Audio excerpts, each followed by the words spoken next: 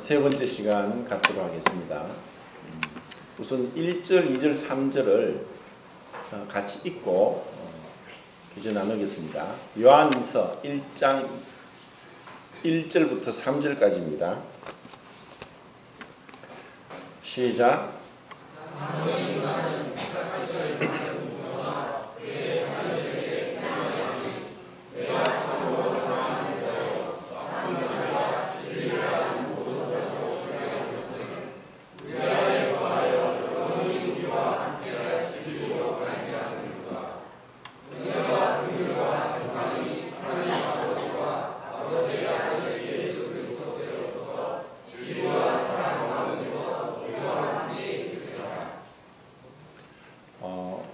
지난주에는 우리 안에 그하여 영원히 우리와 함께할 진리에 대해서 말씀을 하면서 그 어떤 진리에 반대되는 거짓에 대해서, 그리고 교회는 문턱이 낮아서 누구든지 올 수 있다. 세상에는 다 시근장치로서 경계를 하고 문을 잠그지만은 교회에는 누구나 올 수 있습니다. 그러다 보니까 거짓 형제, 거짓 선생, 거짓 선지자가 교회 안에 들어와서 교회를 어지럽히는데, 이것은 초대 교회 때부터 있었다고 말씀을 드렸습니다. 그리고 이것은 오늘날도 계속되고 있고, 이것을 이야기하기를 진리는 새롭지 않다. 새로운 것은 진리가 아니다. 이렇게 얘기를 합니다. 진리는 이미 성경에 기록된 대로 새로운 것이 없습니다. 그런데 이 당시에도 뭔가 새로운 영지주의자들이 이러한 깨달음을 얻어야 된다고 얘기를 하든가, 또 새로운 특별한 걸 깨달았다고 하면서 많은 사람을 미혹하고 있는 것을 보게 됩니다. 그리고 이제 4절과 7절에서는 이제 상반되는 단어가 나오는데, 택함 받은 자들에 대해서는 몇몇이 안 된다는 그 원어를 쓰고 있고, 7절에는 거짓 선지자 선생들은 많다고 얘기를 합니다. 그래서 이것은 오늘날도 마찬가지고, 우리는 이와 같은 모든 것에 대해서 다 이해할 수 없지만 천국 가면 분명히 알 수 있을 것입니다. 택함 받은 자들이 너무나 적다는 것에 대해서, 그리고 그것이 우리에게, 나에게 이것이 이루어졌다는 것보다 더 큰 축복이 없습니다. 오늘은 그 진리와 사랑에 대해서 교제를 하면서 요한일서를 이제 마무리할까 합니다. 진리와 사랑을 어떻게 이렇게 표현을 했냐? 저는 이제 이것을 이렇게 얘기하고 싶습니다. 진리는 지난주에 제가 말씀드린 대로 요한복음 17장 17절에 아버지 말씀은 진리입니다 해서 하나님 아버지 말씀이 진리입니다. 그리고 예수님이 요한복음 14장 6절에서 내가 곧 길이요 진리요 생명이니, 예수님께서 그분 자신이 진리라고 하십니다. 그리고 요한복음 15장 26절과 16장 13절에는 진리의 성령님이라고 했습니다. 진리의 성령님이 오시면 내가 너에게 말한 것을 다 생각나게 하고 가르쳐 줄 것이다 해서 삼위일체 하나님이 모두가 진리 되신다라는 것을 말씀하고 있습니다.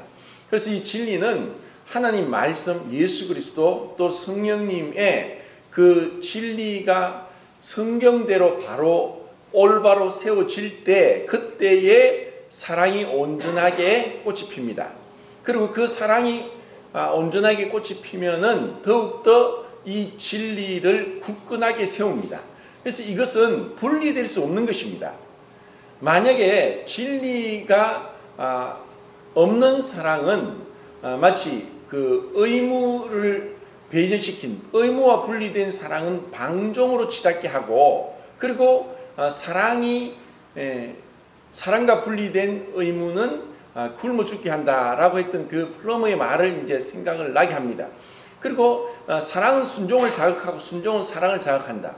결국 그 순종은 베드로전서 1장 22절 말씀에 너희가 진리를 순종함으로 너희 영혼을 깨끗하게 하여 거짓이 없이 형제를 사랑하기에 이르렀으니 라는 그 말씀대로 우리가 이 진리의 말씀에 순종할 때, 그때 우리는 우리 영혼이 깨끗함을 얻게 되고 거짓이 없이 형제를 사랑하게 된다는 것입니다.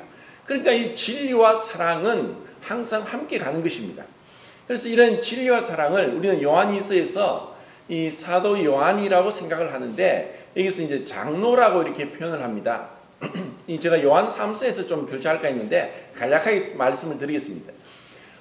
종교개혁이 1517년도 있고 나서 그 이후에 여러 가지 유명한 신앙 고백서가 많이 이제 쓰여졌고 그런 것들이 오랫동안 교회의 중요한 교과서와 같이, 그러니까 성경에 있는 중요한 진리들을, 교리들을 요약해서 신앙 고백서라고 이제 만들었고, 그리고 이것을 요리문답해서 대요리문답, 소요리문답해서 이제 그 교회에서 어른들을 가르치고 어린아이를 가르치는데 이런 이제 교리서를 만들었습니다.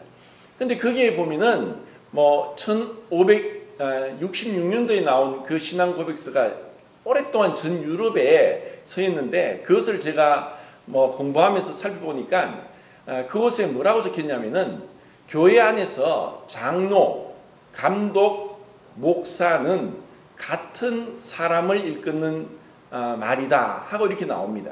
그래서 초창기에는 이 장로와 감독과 목사를 동등하게 보았습니다. 그런데 시간이 지나면서 점점 이것이 1인 목회가 되면서 점점 타락하게 되고 또 잘못되게 된 거죠. 그러니까 여기서 장로는 베드로전서 5장 1절에도 베드로가 함께 장로된 자라고 얘기를 합니다. 그래서 그 베드로가 우리가 생각할 때 가톨릭에서 말하는 것처럼 초대 교황이다. 그것은 전혀 근거 없는 말입니다. 이것은 성경에서 그 구약 시대 때도 하나님은 이스라엘 백성을 장로들을 통해 다스렸고 신약 교회도 장로들을 통해 다스립니다. 지리적인 면에서 감독이라 그러고 가르치는 입장에서 목사라고 하죠. 그리고 천국의 요한계시록에서 그 24장로가 나오는데 사람들이 이제 학자들마다 그 다르게 해석을 하지만 어떤 분들은 24장로를 천사들 중에 장로라고 얘기를 합니다. 그래서 그런 근거가 있고 저도 그런 쪽이 아닌가 이렇게 생각을 하는데 하나님께서 이 우주를 통치하시고 구약 성경의 이스라엘 백성이나 신약 교회나 그 통치의 그 이념은 동일하고 변화되지는 않습니다. 이런 의미에서 이 장로가 이제 한 그 부녀에게 사랑의 어떤 교제를 하는 것을 서로 사랑하자 하는 이런 굉장히 개인적인 그 편지를 쓰면서 디모데전서 5장 1절부터 지난주에 살펴본 것처럼 나이 드신 분들은 부모와 같이, 또 나이 드신 분들을 누나와 또 언니와 같이, 또 어린 사람을 동생과 같이, 그리고 아버지와 어머니와 또 나이 드신 분들이 어린 사람들을 자녀와 같이 생각하면서 대하는 것, 이것이 하나님의 말씀 가운데 진리와 사랑 가운데 행하는 것입니다. 그런데 이러한 그 진리와 사랑 가운데 행하지 않고 이런 말씀을 빗나가서 거짓 가르침을 가르칠 때 이것은 이러한 자들을 쫓아내라, 인사도 하지 말라, 집안에 들어오도록도 하지 말라, 이런 말씀을 제가 지난주에 교제했습니다. 그런데 성경에서 요한일서에 이런 거짓 교리를 가르치는 이 거짓 선지자, 선생, 형제들에 대해서는 단호하게 출교를 시켜야 된다, 이런 말씀을 들었습니다. 그런데 여기서 이제 집이란 표현은 성경에서 무엇을 의미할까? 이것을 한번 찾아보겠습니다. 로마서 16장 5절입니다.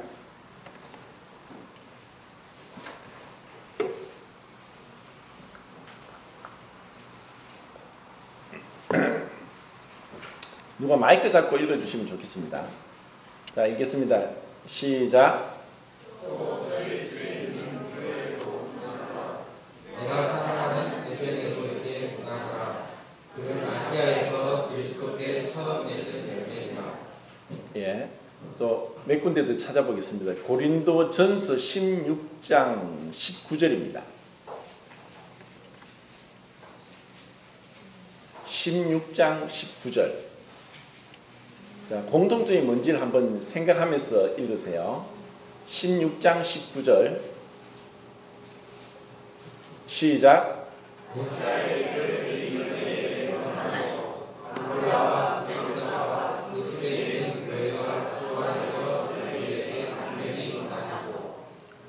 예, 골로새서 4장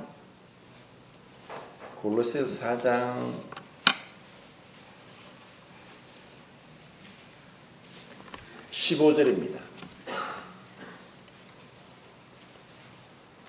시작.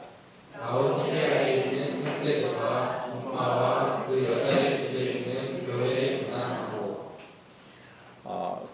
빌레몬스 1장 2절. 여기 마지막입니다. 빌레몬스 1장 2절. 시작. 자기와 우주와 함께 역사된 아키포와 내 집에 있는 교회에 편지하노니. 자, 이제 네 군데를 찾았는데, 자, 여기서 공통점이 무엇입니까? 예? 예, 가정교회, 뭐 집교회. 사실 초대교회는 그 교회가 지금과 같이 어떤 건물이 없었습니다. 그래서 이 교회라는 의미는 집에서 예수 그리스도를 믿고 구원받은 자들이 모이면은 그것을 교회라고 했습니다. 그러니까 요한일서에서 집에 들이지 말라고 하는 것은 교회에 들이지 말라고 하는 것과 동일합니다. 그래서 이 거짓 형제, 거짓 선지자, 또 거짓 일꾼들은 성경에서 잘못된 비성경적인 가르침을 하든가 아니면 비도덕적으로 도덕과 윤리에 어긋난 양심에 저촉된 행동을 하는 자들에게 대해서는 단호하게 그들을 추방해라, 출교시켜라 라고 말씀합니다. 이제 세월이 많이 지나면서 이 교회의 개념이 점점 희박해지고 희석됩니다. 찾지는 않겠지만 나중에 한번 찾아보세요. 히브리서 3장 2절과 5절에 보면은 그리고 10장 21절에 보면은 이스라엘 백성들을 향해서 하나님의 집이다 이렇게 표현했습니다. 그 이사야서에도 마찬가지로 내 집은 만민의 기도하는 집이다 라고 이제 주님이 말씀하시죠. 이런 말씀을 볼 때 이 집을 하나님께서 마치 우리 모두가 가장 개인적인 그 작은 단위가 집입니다. 가정입니다. 그것처럼 하나님께서는 우리 믿는 자들을 하나님의 집으로 생각하시고 그래서 우리는 아버지, 한 아버지를 모시고 있습니다. 그리고 우리는 서로 형제 자매고 서로 사랑하고 진리 가운데 사랑하는 것입니다.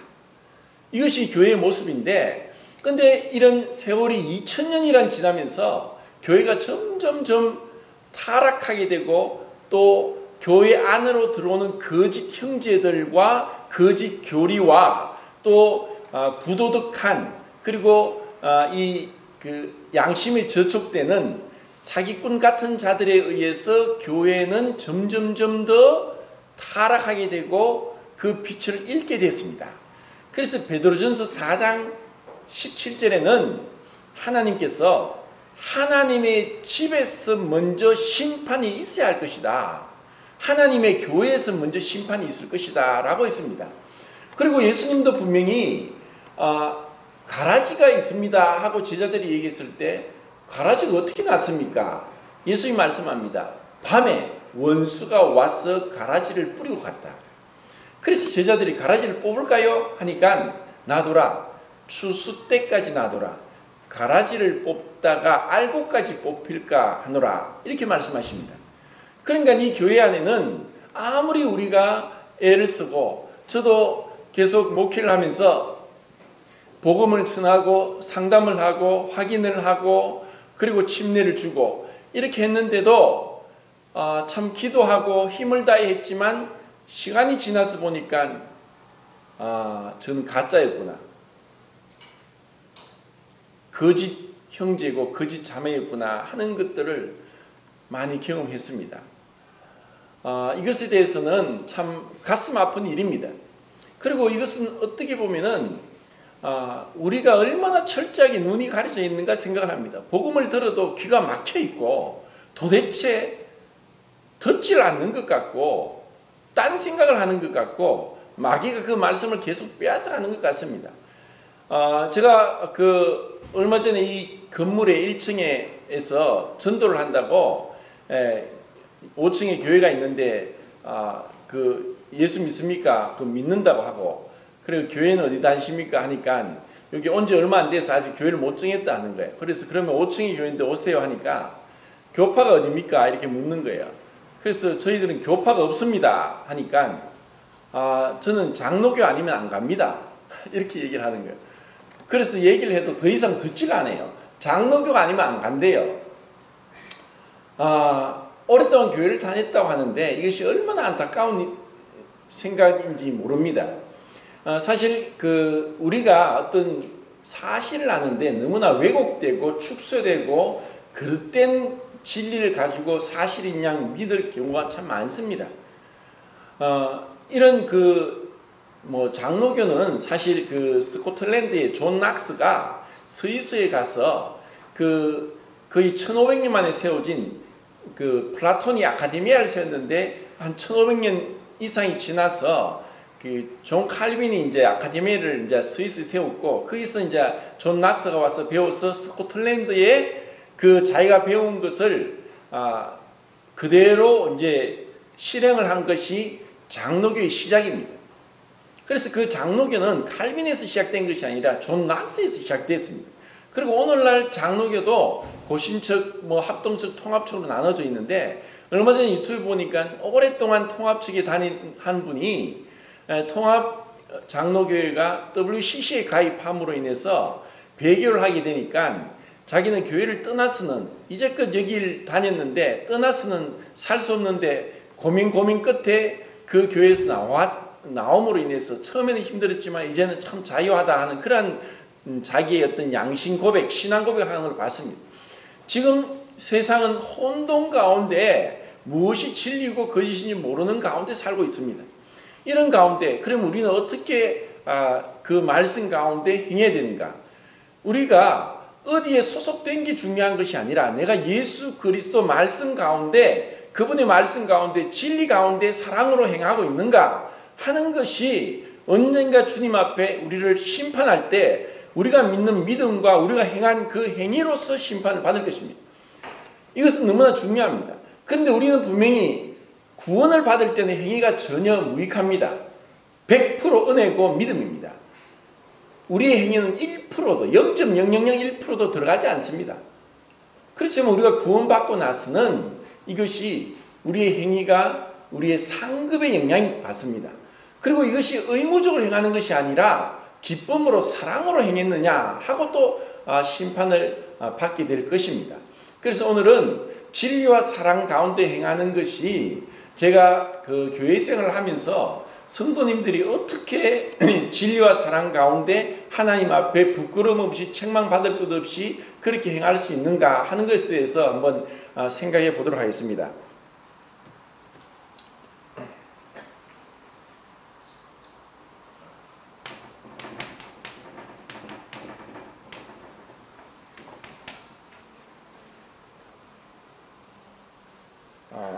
이제 여러 가지 한 10몇 가지를 제가 말씀을 드리겠는데 첫 번째는 겸손입니다. 그 겸손은 온유로 나타납니다. 사실 이제 이와 같은 이제 말씀들이 진리와 사랑 가운데 어떠한 모습으로 나타나는가 이 말씀을 비춰보면은 저 자신도 많이 부끄러움이 있고 또 온전하지 못합니다. 그런데 이제 이런 하나하나 살펴보면서 우리가 양심적으로 믿음으로 부끄러움 없이 주님 앞에 어떻게 행할 수 있는가. 항상 이것이 빠지면은 겸손이 빠지면 교만이 오면 모든 문제가 여기서부터 일어납니다. 교회가 왜 문제가 일어나는가. 자, 우리가 올바른 교리를 가지고 또 도덕적으로 부정함이 없이 깨끗하게 산다고 할지라도 겸손하지 못하면은 서로 나눠지게 됩니다.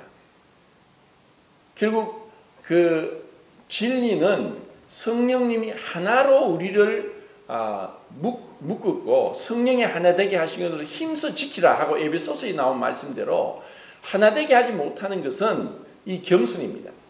겸손하지 않은 교만입니다. 그리고 이 교만은 우리가 사람이면 다 교만합니다. 죄될 사람이 아무도 없습니다. 아무리 믿음이 좋고 믿음 안에 오래되고 또 그 성품이 바르더라도 근본적으로 우리는 교만의 마귀로부터 독을 우리 안에 심겨져서 이 교만이 끊임없이 일어납니다. 이러한 그 교만은 감히 하나님의 자리에서 하나님과 같이 판단하고 정죄하고 심판하고 그리고 분리시키고 하는 무지무지한 큰 악을 저지릅니다. 겸손은 뭐냐? 어떻게 하나님께서 영이신 하나님이 영원하신 하나님이 이 물질 세계에 사람의 모양을 오셨는가 하는 것입니다. 이것을 우리는 매주마다 뜻과 잔을 보면서도 우리 마음에 내가 얼마나 교만한지 모릅니다. 가장 교만한 사람은 자기가 겸손하다고 생각합니다. 그리고 또 가장 또 교만한 자는 거짓 겸손을 꾸밉니다. 말끝마다 제가 제일 못한 자입니다 하지만 어떤 일이 생겼을 때 문제가 생겼을 때 갈등이 생겼을 때 그때 우리의 행동을 통해서 온유함이 나타나지 않고 거만함이 나타나고 거스르는 것이 나타나고 고집이 나타나면은 그것은 교만한 겁니다. 그리스도의 마음이 아니고서는 절대로 우리는 겸손해질 수 없고 온유함이 나타날 수 없습니다.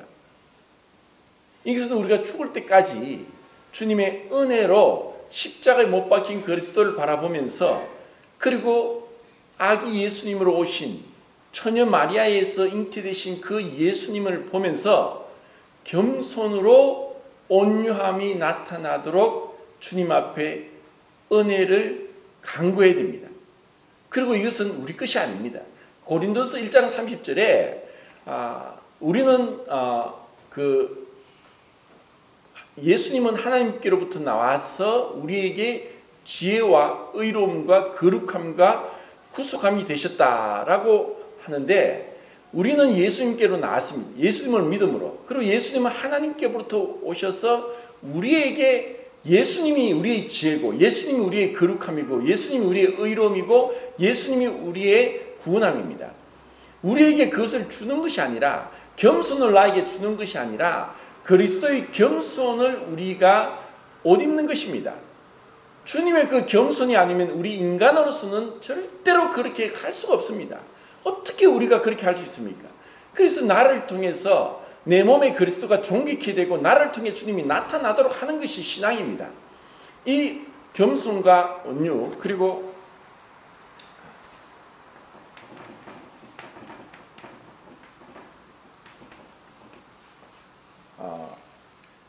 신앙에 있어서 인간관계에 있어서 제일 중요한 것은 존중입니다.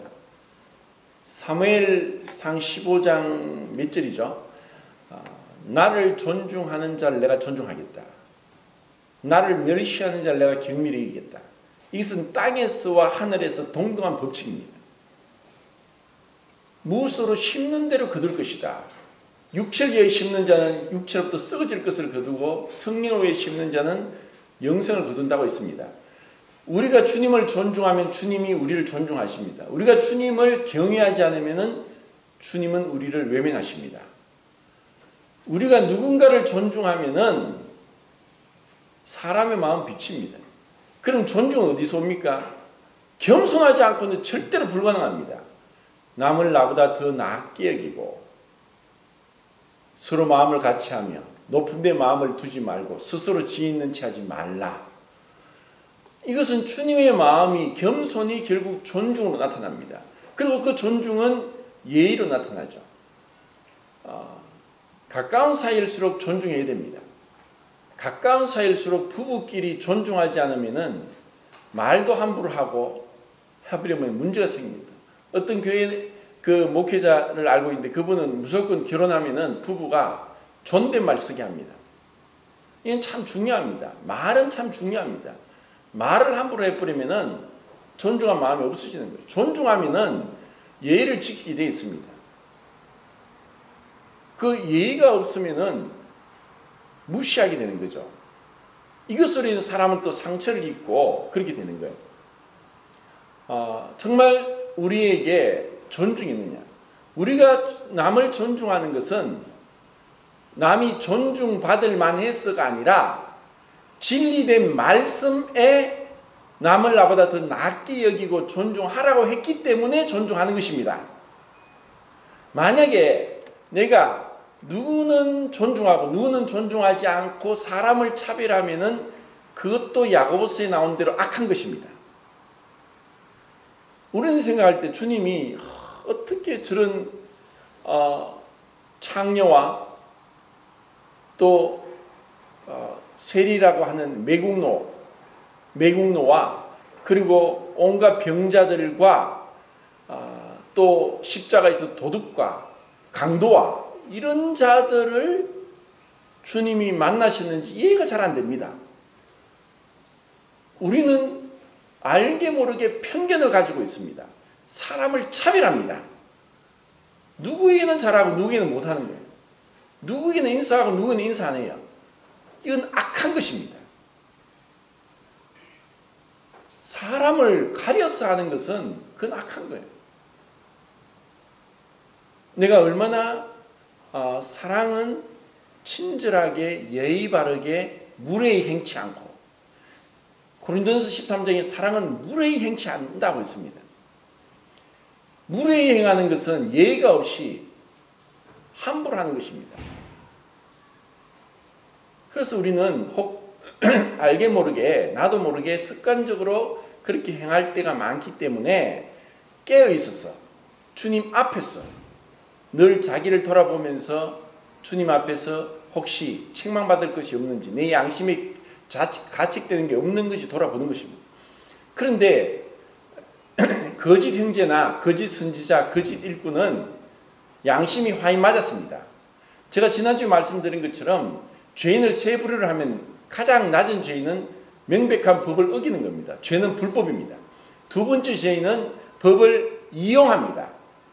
교묘하게 법의 법망을 피해서 요리조리 빠져나갑니다. 세 번째 죄인은 높은 권력에 있으면서 법을 자기가 원하는 대로 자기한테 유리하게 법을 바꿔버립니다. 그리고도 명백한 법이 있는데도 양심이 화인 맞아서 남들이 손가락질해도 자기는 스스로 나는 옳다고 착각하며 살아가고 있습니다. 어제 청년들과 교제하면서 회개에 대해서 교제했습니다. 회개가 뭐냐? 회자가 돌아오다 그리고 개자가 고칠 개자. 회개가 repentance가 이제 영어로 고치다 이 말인데 히브리어 슈브는 돌아서다 이 뜻이고 헬러 메타노에오는 함께 인식하다 이 말인데 하나님이 나를 보시는 만큼 나를 보는 것입니다. 하나님께서 나를 보시는 대로 보는 것은 진리의 말씀 가운데 거울과 같이 이 말씀으로 자기를 비칠 때 이 말씀이 거울과 같이 나의 양심을, 나의 행동을, 나의 마음을 비출 때 그 말씀에서 내가 내 모습을 보는 것입니다. 그럴 때 우리는 누구라도 복음적인 회개를 하지 않을 수 없습니다. 목욕을 한 번 해도 손발을 씻어야 되는 것처럼 끊임없이 우리는 회개로 주님께 용서를 구하고 또 이런 자들은 쉽게 다른 사람들에게 용서를 이제 구하게 됩니다.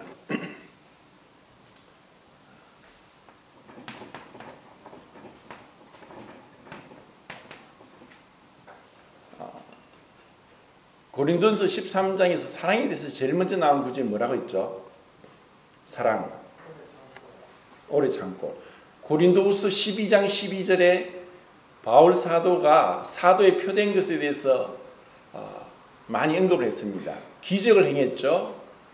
또 여러 가지 많은 은사, 지식, 지혜의 은사를 받았죠. 또 불타는 열심으로 선교 여행을 다녔죠. 한데 제일 먼저 언급한 게 무엇이었습니까? 오래 참음. 사랑하면 오래 참게 돼 있습니다. 사랑이 없으면 쉽게 정죄하고 판단합니다. 세상 사람들은 쉽게 정죄하고 판단하죠. 그런데 자기 자식한테는 오래 참습니다. 우리가 사랑하면은 인내하게 돼 있고, 그리고 인내가 지속되면 용납이 됩니다. 용납이 없으면은 사실 살벌하죠. 혹시나 뭐 잘못했으면 단칼에 막 그냥 정죄가 되고 판단이 내려지고 심판이 오면은 누가 살겠습니까? 우리 삶에 얼마나 인내가 있는가.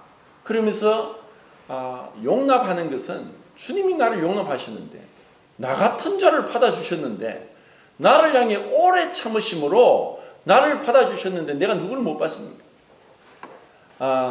사실 우리 성도님들이 아직까지 우리 자신들을 잘 모릅니다. 왜 그런 줄 아십니까? 진짜 그 사람을 알려면은 이렇게 신앙생활을 10년, 20년 해도 모를 수 있습니다. 그 사람과 1년 동안 같이 한 집에서 살든가 여행을 하든가 어떤 일을 해보면은 나라는 사람이 어떤 자인지 드러나고 상대방이 어떤지 알게 됩니다. 그러기 전까지 잘 몰라요. 늘 이렇게 꾸미죠. 죄가 들어왔을 때 뭐가 왔습니까? 가리는 거예요.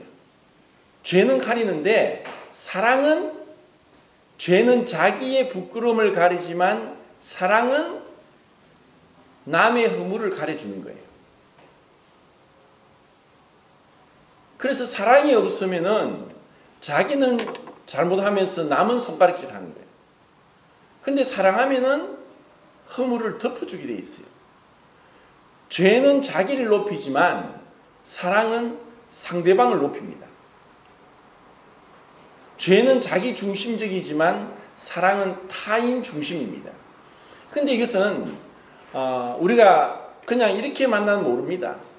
한 집에 생활하는 사람이, 내 옆에 있는 사람이 가장 내가 사랑이 얼마나 있는지 없는지 판단하지, 내 스스로 착각하면 안 됩니다. 흔히들 남자들이 내가 아내를 얼마나 많이 도와주나 압니까? 뭐 쓰레기도 비워주고 또 뭐도 해주고 뭐 이렇게 이야기합니다. 근데 그거는 자기가 착각할 수 있습니다. 정말 자기를 평가하는 것은 그 아내를 통해서 평가가 되는 것입니다. 그래서 개인적으로 물어보면은 딴 얘기를 듣게 되죠. 아이고, 몇 번 해주고 뭐 큰 생색을 낸다고 이렇게 하는데, 우리가 정말 나 옆에 있는 사람에게 사랑하지 않고 내 이웃을 사랑하라. 이웃이 누굽니까? 내 옆에 있는 사람입니다. 내 옆에 있는 사람은 다 내 이웃입니다. 내 이웃을 내 몸과 같이 사랑하라. 사실 이러한 같은 기준은 제가 지금 그 루터에 대해서 계속 이제 뭐 나름대로 연구를 하고 있는데, 루터가 1483년도 출생했는데 1505년도에 길을 가다가 갑자기 막 번개가 치고 천둥이 치고 소나기가 쏟아졌습니다. 거기서 그 자리에서 그 흙구덩이 빗물 있는 데 엎어져서 덜덜덜덜 떨면서 하나님 살려주세요, 살려주세요 할 사람 막 두려워서 막 기도하면서 살려달라고 해요. 천둥이 맞아 죽을까 싶어, 번개에 맞아 죽을까 싶어. 그리고 살려주시면 제가 평생을 수도원에 수도생이 되겠습니다, 이렇게 서원을 했습니다. 그래서 살아났어요. 그래서 1505년도에 어거스틴 수도원에 들어갔습니다. 그곳에서 자기가 죽기를 무서워한 것이 아니라 준비 없이 죽는 것에 대해서 두려워했습니다. 그리고 어떻게 거룩하신 하나님 앞에 이 죄인이 설 수 있는가에 대해서 너무나 신경쇠약이 걸리고 미칠 정도로 가장 열심히 수도 생활을 했습니다. 가장 금욕적인 생활을 했습니다. 고백 성사를 하는데 보통 10분, 20분 하는데 루터는 자기 있는 죄를 하나 고백한다고 보통 1시간, 2시간, 어떨 때는 4시간을 고백 성사하는 거예요. 같이 있는 수도생이 질려버렸습니다. 도저히 저 사람하고 도저히 같이 못하겠어요. 철저하게 잦은 금식과 고행과 막 이런 걸 계속 하면서 그런데 사실 수도생이 되기 위해서 마치 뭐 머리 빡빡 깎고 절에 가는 것처럼 그 당시에 중세 시대에는 수도원이 절과 같은 곳이었습니다. 모든 금욕적인 가운데 하나님 앞에 서려고 열심을 내서 모든 인생을 던진 사람입니다. 그런데 그곳에서도 가 있다 보면은 어느 정도 자기 만족 속에 적당하게 그렇게 자기 의를 세우면서 지낸 사람이 있습니다. 그런데 루트는 그렇지 않았습니다. 죽을 정도로, 저러다 죽겠다 할 정도로, 저러다가 미치지 않을까 할 정도로 그렇게 미친 듯이 금욕 생활을 했습니다. 어떻게든 거룩한 하나님 앞에 이 죄를 다 회개하고 용서받기를 원했습니다. 그래서 그 당시에 요한 폰 슈타우비츠라는 그 선배가 이러다 너 죽겠다 해서 뭐 독일의 신비주의자들을 소개하고 비텐베르크에 이제 박사학위를 받고 교수가 되도록 했습니다. 그래서 1513년부터 시편 강의를 했습니다. 시편 강의를 하다가 1517년도에 로마서 강의를 하는데 로마서 1장 17절 읽다가 그는 완전히 변화됐습니다. 그는 자기가 열심히 해서 이 하나님 앞에 죄를 용서받고 의로워지려고 능동적인 어떤 힘을 다해 자기로부터 나는 이 죄를 용서받고 의를 얻고자 했는데 이 의는 완전한 수동적으로 하나님이 그저 값없이 주시는구나. 그래서 시편 22장에서 그리스도의 속죄에 대해서 비춤을 받고 로마서를 통해서 믿음으로 의롭다 없는 솔라피데 오직 믿음으로 구원받는 것을 깨닫게 되는 것입니다. 그런데 사실 그가 그 수도원 생활 이제 마치면서 사제가 될 때 신부가 되는데 신부가 될 때 자기가 직접 성만찬을 집도를 합니다. 그때는 이제 자기 아버지가 광산업을 해서 굉장히 돈을 벌었는데 이 아들이 그 변호사가 되기를 원했는데 난데없이 수도원에 들어가는 바람에 이 아들이 굉장히 못마땅했습니다. 그래도 아들이 이제 수도생 마치고 신부가 되려고 하니까 그 신부가 되는 자리에 처음으로 자기가 성만찬 예식을 진행을 하는데 이 가톨릭에서는 화채설이라고 해서 이것은 내 몸이다 하는 것을 문자 그대로 받아들이면서 이것을 기도할 때 여기에 예수님이 실제로 이 떡과 잔에 임재하신다. 예수님의 몸으로 변화된다. 이렇게 이제 가르쳐 있습니다. 그래서 루트도 그렇게 믿고 있었기 때문에 자기가 이 떡을 들고 이것은 나의 몸이니 이를 행하여 나를 기념하라. 이 기도를 해야 되는데 입이 들어붙었습니다. 말이 안 나는 거예요. 내가 거룩하신 예수님의 몸을 들고 있다니 이 거룩한 하나님 예수님 앞에 자기가 있다는 것은 너무 두려워서 입을 떼지도 못하고 들들 떨다가 결국 다른 신부가 기도를 해서 성만찬식을 했답니다. 루터는 누구보다도 하나님의 거룩하심과 음미하심을 알고 있었습니다. 도저히 나 같은 자가 내가 이렇게 죽을 정도로 고행을 하고 금욕을 해도 도저히 이 죄를 벗어버리지 못하고 나는 그 죄에 대한 그 속박에 대해서 엄청나게 고통을 당했습니다. 그런데 그가 이 말씀을 읽는 가운데 이 말씀의 비춤을 받고 성령이 깨닫게 해주셨을 때 그는 완전한 해방 가운데 그래서 이 이신칭이가 믿음으로 얻다함을 받는 것이 그냥 되는 것이 아니라는 거예요. 그리고 제가 그 아침에 문자 보낼 때 9월 4일자리인가 하여튼 그때 날짜에 루터는 우리가 구원받는데 어렵다함을 받는 데는 율법이 무익하다. 그런데 구원받고 나서 율법이 무익한 것이 아니라 율법의 요구인 사랑을 이루어가야 된다 하고 이런 깨달음을 1535년도 두 번째 갈라디아 주석을 썼는데 대갈라디아 주석이라는데 거기서 얘기를 합니다. 그런데 사람들이 이런 것을 비텐베르크에 있는 사람들이 이신칭을 깨닫고 그들은 완전 로마 카톨릭으로부터 해방을 받았습니다. 그래서 루터 교회에 있으면서 참 믿음으로 이제 어렵다함을 받고 누구나 성찬식에 참여하도록 되었는데 30년 전 지나니까 이들이 방탕 가운데 빠집니다. 루트는 너무 괴로워했습니다. 어떻게 이렇게 믿음으로 구원받는 이 놀라운 은혜의 선물을 주셨는데 저들이 방탕하게 되는가? 그럼 왜 그들이 방탕했느냐? 그들이 그 하나님, 거룩하신 하나님의 의미하심을 모르기 때문이었습니다. 우리가 하나님을 얼마나 압니까? 그분이 얼마나 거룩한 분입니까? 그분 앞에 아무도 설 자 없고 살 수도 없고 볼 수도 없고 가까이 가지 못할 빛을 가시고 그분을 보고 죽을 수밖에 없는 그 영광의 거룩한 하나님을 우리가 너무나 쉽게 생각하는 거예요. 이 예배에 대해서 준비가 없고 이 예배를 위해서 두려워 떨지 않고 경외하는 마음이 없고 하나님 말씀에 대해서 기도하고 엎드려서 내 자신을 살펴보면서 주님이 저를 은혜로 구원하셨는데 제가 그 사랑 가운데 행하고 있습니까? 진리 가운데 행하고 있습니까? 진정으로 제가 주님의 겸손을 가지고 있습니까? 그리고 주님 참으로 제 마음에 존중이 있습니까? 인내로서 참으로 용납하는 것이 있습니까? 이런 내 자신을 늘 비춰보면서 주님 앞에서 주님으로 더딛기를 새 사람으로 더딛기를 간절히 사모해야 되는 것입니다.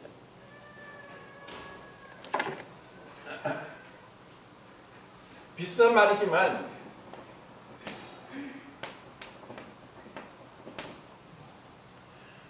소망을 가질 때 관용적이 됩니다. 관용적이란 말은 무슨 말이냐면은 관대해진다, 너그러워진다 이 말입니다. 이것은 주께서 가까이 오셨다. 그래서 너희는 모든 사람에게 관용을 베풀라라는 말씀이 있는데 만약 우리가 여행을 갔습니다. 여행을 가서 이제 오늘 밤을 자면 내일은 이 숙소를 떠난다고 하면은 그 숙소에 무슨 미련이 있겠습니까? 떠나는 데고 거기 있는 거 다 두고 떠나야 되지. 내 것이 아니니까. 빌려 썼으니까. 자, 우리가 주님이 오심에 대한 주님의 재림에 대한 소망 마라나타 주님이 오시게 되면 재림에 대한 소망이 있으면은 관용적이 됩니다. 왜냐? 주님 앞에 내가 갈 때 이 모든 건 내려두고 가야 되니까. 나의 재물도 돈도 재능도 내 것이 없습니다. 다 주님 것입니다. 이 관용적이지 않은 것은 소망이 없기 때문이고 주님 앞에 설 것에 대해서 망각하기 때문입니다. 관용적이지 않으면 어떻게 됩니까? 인색해집니다. 인색한 것은 그래도 다행입니다. 인색하다 못해서 고집스럽게 탐욕적으로 남의 것도 빼앗고도 그것에 대해서 양심의 가책이 없으면 이것은 엄청난 죄입니다. 우리는 주님 앞에 믿음으로 소망 가운데 관용적으로 주님께서 나에게 가난한 나를 부욕케 하기 위해서 부유하신 분이 가난하게 되셨습니다. 하늘의 모든 것을 가지고 계신 분이 가장 낮은 곳에 임하셨고 그분은 여우도 굴이 있고 공중의 새도 깃들 곳이 있지만 인자는 머리 들 곳이 없다. 우리를 위해서 모든 것을 주셨습니다. 우리를 위해서 다 주셨습니다. 그 물과 피 한 방울 다 쏟으시기까지 우리를 위해 주셨습니다. 우리는 그저 받았습니다. 너가 그저 받았으니 그저 주라. 내가 얼마나 인색하고 또 이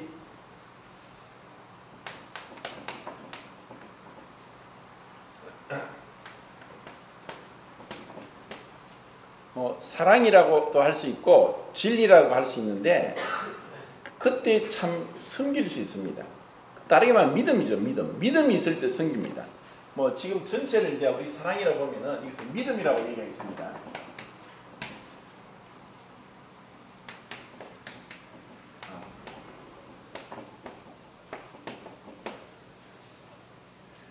자, 믿음이 있으면은 섬김이 있습니다.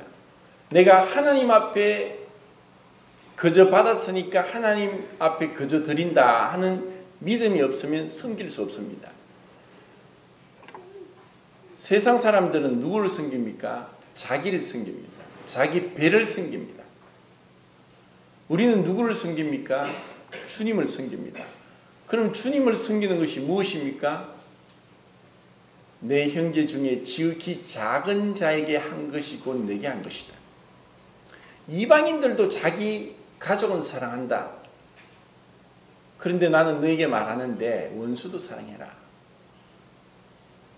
우리가 믿음이 있다고 하면은 섬길 수 있습니다. 섬기는 것은 종이 되는 것입니다.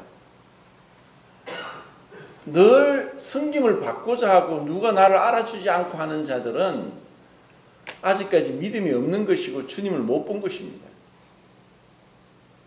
주님이 어떻게 오셨습니까? 마가복음 10장 45절 인자는 섬김을 받기 위함이 아니라 섬기려 하고 오히려 자기 목숨을 많은 사람이 대속물로 주려 함이라. 주님은 섬기기에 오셨습니다. 종이 되기에 오셨습니다. 우리가 감히 종된 자가 왕이 되려고 하고 하나님이 되려고 하니까 하나님이 종이 되셨습니다. 우리가 스스로 높아지려고 하고 영의정 자의정 차지하려고 하니까 예수님이 제자들의 발을 씻겨주셨습니다. 앉아서 먹는 자가 크냐 이렇게 땅에 주저앉아 무릎 꿇고 발을 씻기는 자가 크냐? 누가 큰 자입니까? 너희가 크고자 하면 낮은 자가 되고 섬김을 받고자 하면 섬기는 자가 되라. 우리가 정말 믿음이 있으면은 섬기는데 어떻게 섬기겠습니까? 그냥 와서 섬김을 받겠습니까? 내가 무엇으로 섬길까? 내가 무엇을 잘하지? 내가 할 수 있는 게 뭘까? 이것을 늘 찾으면서 집에 왔는데 손님처럼 왔다 가는 것이 아니라 이건 나의 집이다. 하나님의 집이다. 하나님이 나를 이 집에 부르셨다. 성도들은 나의 가족이다. 이런 마음으로 우리가 성도들을 기브 앤 테이크가 아니고 계산적이지 아니고 수단시하지 않고 그들을 향해서 사심 없이 거짓 없이 사랑에는 거짓이 없나니 거짓이 없이 진실되게 그들을 섬겨주는 겁니다. 바라지 말고 주님이 나에게 뭔가를 바라고 하셨습니까? 무조건적인 사랑을 했잖아요. 그래서 우리가 바라지 말고 알아주지 않더라도 인정되지 못하더라도 내가 주님을 믿음으로 그렇게 섬기다 보면은 성도들이 알고 주님이 아십니다. 그래서 마태복음 6장에서 엄밀하게 보시는 내 아버지 앞에 엄밀히 행해라. 엄밀하게 보시는 내 아버지께서 갚아주시리라. 이러한 믿음으로 우리가 행해야 되는데 사람 앞에 인정받고자 하고 사람이 알아주기를 원하고 그것은 자기를 섬기는 것이고 자기 의고 자기 영광입니다.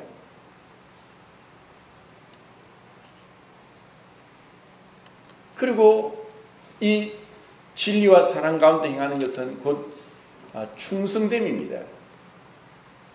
충성됨은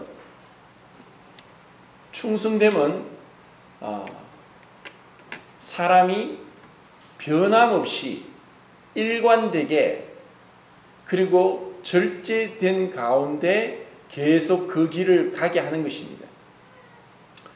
계시록의 1장에서 예수님을 뭐라고 표현했습니까? 충성된 증인. 충성된 증인. 우리 지구는 태양을 도는 행성이고 이 행성을 도는 전체를 위성이라 그러는데 지구에는 위성이 달이 있습니다. 달은 빛을 내는데 오직 햇빛을 받은 것만 반사합니다. 충성된 증인 달이라고 이제 시편에 나오는데 이 달은 태양을 빛을 받는 대로만 비추는 거예요. 충성은 뭐냐? 내가 종된 위치에서 주님 앞에 그 주님의 권위와 말씀 가운데 내가 순종하면서 나타나는 행동이 충성입니다. 그래서 그 충성이 있을 때 사람이 지속적으로 변함없이 그리고 그 충성됨으로 인해서 충성되지 못하게 하는 불충한 것들로부터 절제하고 분리되면서 계속해서 그 순종의 길을 가게 하는 것이 충성입니다. 그런데 사실 이 충성이 없으면은 사람을 우리가 믿을 수 없습니다. 세상에서도 왔다 갔다 하는 사람, 요랬다 저랬다, 뭐 간에 붙었다 슬게 붙었다 그리고 자기 편한 대로 이익을 따라서 이 사람에게 잘했다가 또 별로 이 사람이 별로 유익이 없어서 또 저 사람에게 갔다가, 이런 간신 같은 사람들은 절대로 충성을 모릅니다.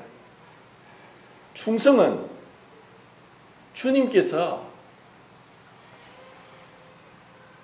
계시록에 죽도록 충성하라 라고 말씀했습니다. 그것에 대해서는 주님이 보상해 주십니다. 죽음을 내놓고 충성했던 수많은 믿음의 선진들이 있습니다. 그들은 영원한 것을 위해서 영원히 가지지 못할 것을 단호하게 포기했습니다. 그런데 세상의 어리석은 자들은 영원히 가지지 못할 것을 가지기 위해서 영원한 것을 포기합니다. 얼마나 어리석습니까? 우리는 요한일서에 제가 교제하면서 하나님은 요한일서 5장에 영생이시다 그랬습니다. 그러면 우리는 요한복음 5장 24절 말씀대로 영생을 얻었습니다. 내가 죽어서 영원히 사는 것이 아니라 영생을 얻었습니다. 영생 곧 유일하신 참 하나님과 그를 보내신 자 예수 그리스도를 아는 것이다. 그분 안에 우리 안에 오셨습니다.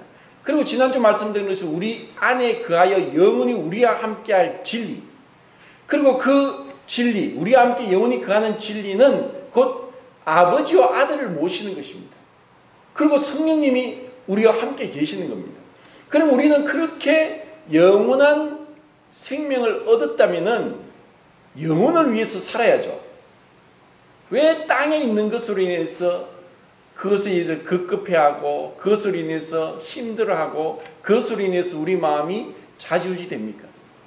분명히 우리가 육신을 가지고 있으니까 육신적인 어떤 필요들, 어떤 결핍들, 돈이 부족하다, 또 몸이 좋지 않다, 몸이 계속 아프다, 또 아니면 어떤 일이 계속 꼬이고 실패하고 안 된다, 이런 것들로 인해서 우리는 힘들어할 수 있습니다.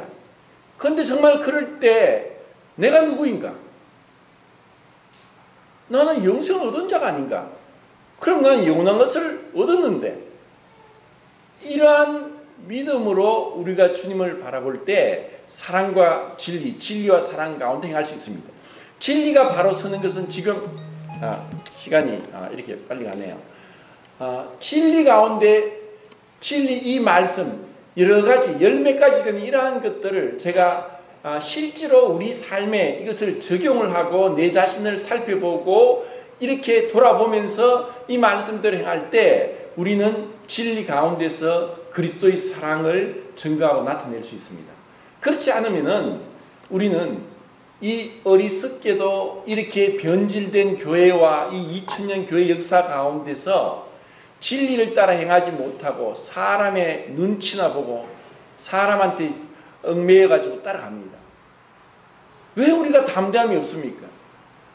우리가 주님을 믿으면 담대해질 수 있고, 그리고 어떤 것에서도 우리가 두려워하거나 쫄지 않습니다. 그리고 나를 판단하시는 분은 주님이다. 내가 주님 앞에 믿음이 분명히 서 있는데 누가 뭐라든 나를 누가 어떻게 함부로 할 수 없는 겁니다. 주님의 사랑을 받은 자, 용서를 받은 자, 그리고 진리와 사랑 가운데 행하도록 부르신 그 주님, 그리고 이렇게 아름다운 천국의 아름다움을 이 땅에서 교회에서 맛보도록 하시고 계속해서 우리를 변화시켜 가시고 우리를 새롭게 하시는 그 주님의 은혜와 긍휼과 평강이 우리에게 있기를 원합니다.